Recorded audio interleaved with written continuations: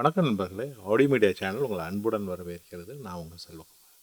இப்போ என் கையில் iPhone 14 pro max 512 GB model இருக்குது. இது 2வது நாளில் நான் வாங்கியிருக்கேன். இதை ஆல்ரெடி ஒரு ப்ராஜெக்டில் யூஸ் பண்ணிட்டேன். ஸோ இதோட ஃபோட்டோ செட்டிங்ஸை தான் நான் இந்த வீடியோவில் நான் உங்களுக்கு சொல்லித்தரப்போகிறேன்.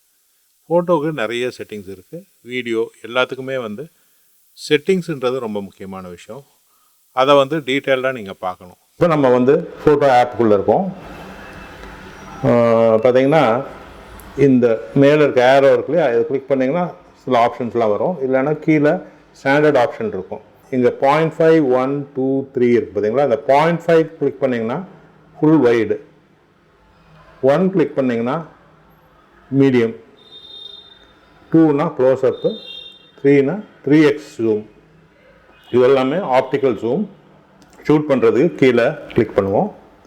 இப்போ நம்மளுக்கு அடிஷ்னல் செட்டிங்ஸ் வேணும்னா அந்த ஆரோ கிளிக் பண்ணிங்கன்னு வச்சுக்கோங்க, அடிஷ்னல் செட்டிங்ஸ் வரும். இங்கே ஃப்ளாஷ் ஆன் பண்ணிக்கலாம், நம்பர் 1. அடுத்து பார்த்திங்கன்னா இங்கே தள்ளிங்கன்னா இந்த சைடு டைமர் வருது. உங்களை இதை கிளிக் பண்ணி 3 செகண்ட்ஸ் செட் பண்ணிட்டீங்கன்னா நம்ம கிளிக் பண்ணோடனே ஃபோட்டோ எடுக்காது. கிளிக் பண்ணோன்னா 3 கவுண்ட் பண்ணிவிட்டு ஃபோட்டோ எடுத்துரும். எடுத்த ஃபோட்டோவை நம்ம கிளிக் பண்ணோன்னா இங்கே பார்த்துக்கலாம். அதாவது கிளாரிட்டி எவ்வளோ பியூட்டிஃபுல்லாக இருக்குன்னு. இந்த பட்டனை கிளிக் பண்ணோன்னா ஃப்ரண்ட் கேமரா, பேக் கேமரா நம்ம ஸ்விட்ச் பண்ணிக்கலாம். அதை தவிர உங்களுக்கு முக்கியமாக தெரிய வேண்டிய விஷயம் என்னென்னு பார்த்தீங்கன்னா, இங்கே ரான்னு ஒன்று இருக்குது பார்த்தீங்களா. இந்த ரான்றது நம்ம கிளிக் பண்ணோன்னா 48 MP ஃபோட்டோ மோட். அது இதை எனேபிள் பண்ணுறது உள்ள செட்டிங்ஸில் போய் நம்ம பண்ணணும். அதை எப்படின்றத நான் உங்களுக்கு காட்டுறேன். இங்கே ஃபோட்டோகிராஃபிக்கு உங்களுக்கு தெரிய வேண்டியது இதுதான். நீங்கள் ரா மோடில் வச்சுட்டிங்கன்னா 48 MP பிக்சர்ஸ் வரும். இல்லைன்னா நார்மலாக உங்களுக்கு பார்த்தீங்கன்னா 12 MP பிக்சர்ஸ் வரும். போர்ட்ரேட் மோட் போயிட்டு 2x இருக்குது ஜூமில். நார்மல் போயிடலாம். நார்மல் போய்ட்டு போர்ட்ரேட் மோடில் இது ஃபோக்கஸ் வச்சோன்னா அது 2 அவுட் ஆஃப் ஃபோக்கஸ். இது ஃபோக்கஸ் வச்சோன்னா இது 2 அவுட் ஆஃப் ஃபோக்கஸ். அதே மாதிரி பின்னாடி இருக்கிற ஃபோக்கஸ் வச்சிங்கன்னா ஃப்ரண்ட்டில் இருக்கிறது டோட்டலாக அவுட் ஆஃப் ஃபோக்கஸ் ஆகிடுது பாருங்கள். இது நேச்சுரல் லைட்டு. இங்கே கப்புள் ஆஃப் செட்டிங்ஸ் இருக்குது. ஸ்டுடியோ லைட்டுன்னு இருக்குது. இது லைட்டிங் மாறும். ஆனால் அந்த பிஹேவியர் அதே தான். நீங்கள் ஒன்று ஃபோக்கஸ் பண்ணிங்கன்னா பின்னாடி இருக்கிறது அவுட் ஆஃப் ஃபோக்கஸ் ஆகிடும். போர்ட்ரேட் மோடு முன்னாடி நம்ம ஃப்ரண்ட் ஃபேஸிங் கேமரா கிடையாது. ஸோ நான் இந்த கேமரா போயிட்டேன்னு வைங்களேன். இப்போ பாருங்கள், போர்ட்ரேட் மோடில் இருக்கோம், நம்ம ஸ்டுடியோ லைட்டில் இருக்கோம். இப்போ ஸ்டுடியோ லைட்டிங் இல்லாமல் நான் நேச்சுரல் லைட் வைக்கிறேன். ஃப்ளாஷ் ஆஃப் பண்ணிடுறேன். அவைலபிள் லைட்டில் எடுக்கிறேன் இந்த ஃபோட்டோ.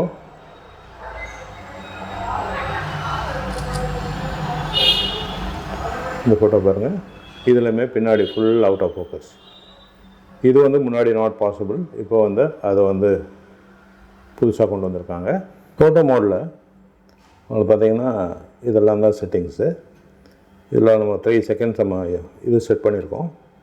அடுத்து வீடியோ மோட். வீடியோ மோடில் போனோன்னா உங்களுக்கு மேலே செட்டிங் காட்டுங்க. 4K 60 வச்சுருக்கு. இதுதான் ஹையஸ்ட் குவாலிட்டி. கேமராவை ஸ்விட்ச் பண்ணிடுறேன். இப்போ இந்த சைடில் இருக்கிறத எடுக்கிறதுக்கு நம்ம ஃபுல் வைட் வச்சோன்னா இது மாதிரி வரும். க்ளோஸர், இன்னும் க்ளோஸ். இப்போ இதை 4K 60, இப்போ வீடியோ ரெக்கார்ட் பண்ணேன்னா 4K 60 இது ரெக்கார்ட் பண்ணுது. ஸ்டாப் பண்ணிக்கலாம்.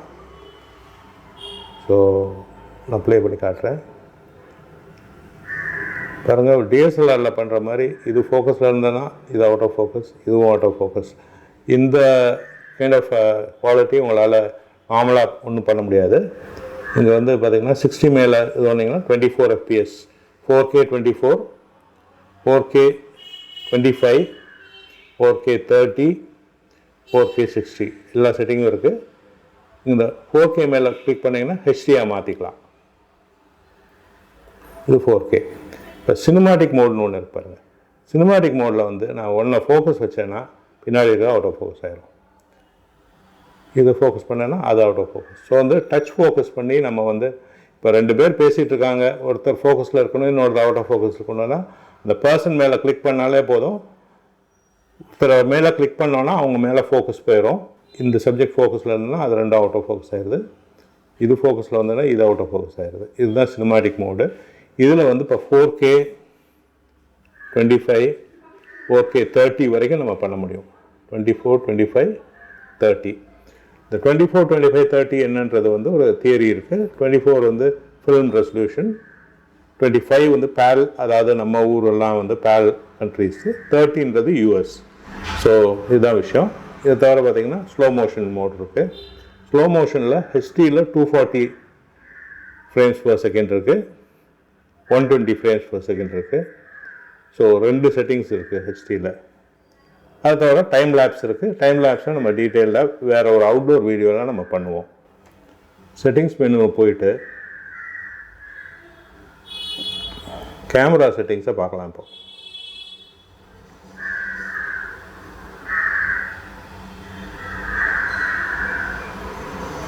இந்த கேமரா செட்டிங்ஸில் போனீங்கன்னா ரெக்கார்ட் வீடியோ ஸ்டாண்டர்டாக எதில் பண்ணணும், 4K 60 வச்சிட்டோன்னா எப்போயுமே 4K 60 ஹையஸ்ட் ஆப்ஷனில் தான் அது பண்ணும். நம்ம அதை இப்போ வந்து 4K 60 நம்மளுக்கு ஸ்பேஸ் ரொம்ப சாப்பிடுது, அவ்வளோ வேண்டாம் அப்படின்னு நினச்சதுன்னா நம்ம வந்து 4K 24 போதும், இல்லைனா 4K 25 போதும்னா இது செட் பண்ணிட்டீங்கன்னா எப்போயுமே 4K 24 தான் டிஃபால்ட்டாக ஷூட் பண்ணும். 60 FPS வேணும்னா நம்ம சேஞ்ச் பண்ணிக்கலாம்.